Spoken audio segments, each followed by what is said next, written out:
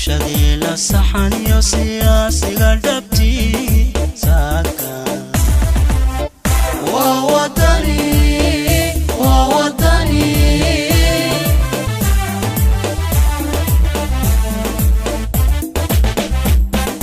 bulshadeenna saxan iyo siyaasiga dhabtii saaka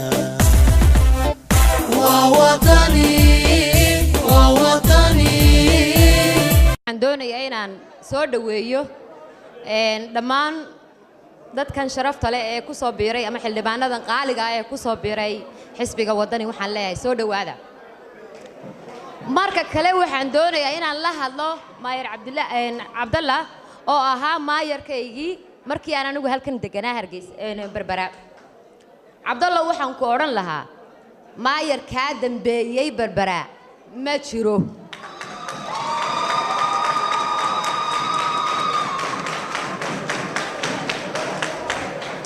maayarka adiga ka dambeeyay waa ka ku mashquula inuu xabaali ka daba tago maayarka adiga ka dambeeyay waa ka ku mashquula inuu dakadii iibiyo oo uu dilaalo maayarka adiga ka dambeeyay waa ka mashquulka ku ah inuu army base keeno Berbera oo uu dilaalo kolba uu qabto Dubai oo xoogaa yar ka soo qaato anigu waxaan jecelahay meelaha iyo buurahan yara marmara kaftana iga yara ahaatee dhowr jeer baan waxaan arkay maayarka Berbera jooga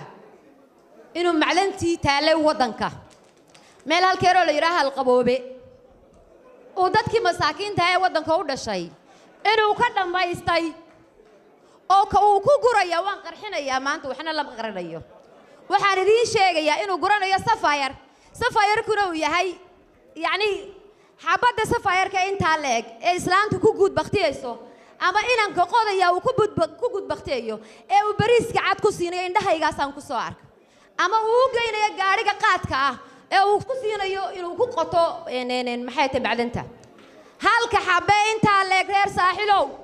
halka xabbe inta leeg halkii sakaarad waxa la siiyaa $50,000 isna wuu guranaya iduna waa baqtiyaysaan maayar ka soo miiran kulmiye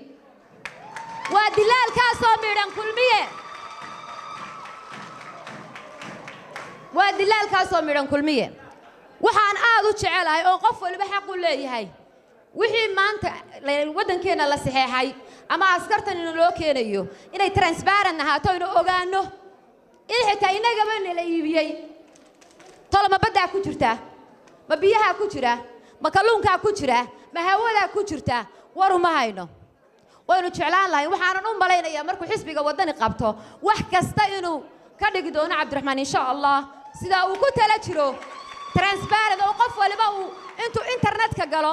ama uu ogaado qof xafiis intuu tago yiraahdo war maxaan xaq u leeyahay war wadankayga halka maxaa la mariyay inanta biiga joogto kulmiye waxa uu xoog saara had iyo jeer mujaahid Musabbix uu ka hadlay hablaha mutacalimiinta